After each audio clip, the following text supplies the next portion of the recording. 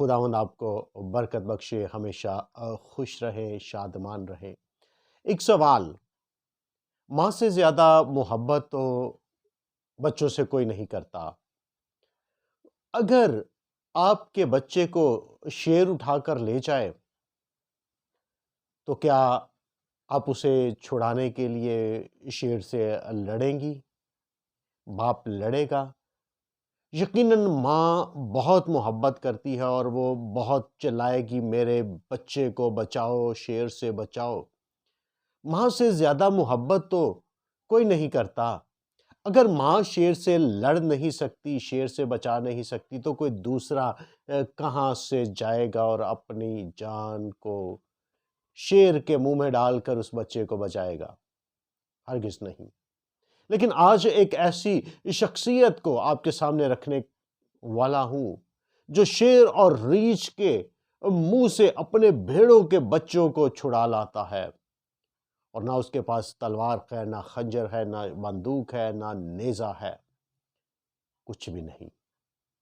چھوٹی سی سٹک ہوتی ہے، چھڑی ہوتی ہے، اور اسی کے باعث وہ اپنی بھیڑوں کے بچوں کو چھڑا لاتا ہے۔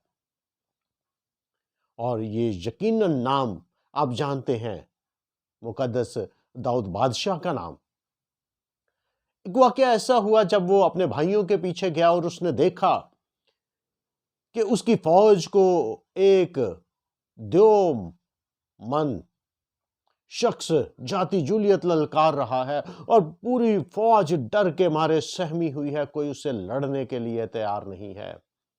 لیکن داؤد وہاں پر گیا، اس نے کہا میں لڑوں گا۔ بادشاہ کے سامنے پیش کیا گیا، اس نے بتایا کہ میرے بھیڑ کے بچوں کو شیر اور ریچھ لے جاتے تھے، میں ان سے چھڑا لاتا تھا۔ لیکن یہ ایک شخص ہمارے خدا کی توہین کر رہا ہے۔ بالآخر اس کو فوجی ساز و سامان کے ساتھ لیس کیا گیا، اس کو ایک تلوار دی گئی کہ لڑے۔ لیکن چونکہ وہ ایک چرواہا ہے، فوجی نہیں ہے، وہ بڑا، یقیناً اس کے بھائیوں نے اس کو روکا ہوگا کہ تو چرواہا ہے، تو ایک ادنا سا لڑکا ہے، ہم فوج کے ٹرینڈ ہیں، ہم نہیں لڑ پا رہے، تو کیا لڑے گا؟ لیکن اس نے کہا کہ میں لڑوں گا، میرا خدا میرے ساتھ ہے۔ اور جب وہ چلا تو اسے اس ساز و سامان کے ساتھ چلا نہ گیا، اس نے کہا یہ اتار دو، اتار دیا گیا۔ زمین سے مٹی کے چکنے پتھر 5 بنائے تھیلے میں رکھے، ہاتھ میں چھڑی ہے، آگے بڑھ رہا ہے، اور جولیت اسے کہتا تو مجھے کتا سمجھ کے میرے ساتھ لڑنے کو آیا ہے، میں آج کی تیرا گوشت ہوا کے پرندوں کو کھلا دوں گا، تو میرے ساتھ کیا لڑے گا؟ اس نے کہا کہ جس خدا کی تو فضیحت کر رہا ہے، یہ جنگ اس کی ہے، یہ جنگ میری نہیں ہے، اور وہ آج کے دن تجھے میرے ہاتھ میں کر دے گا۔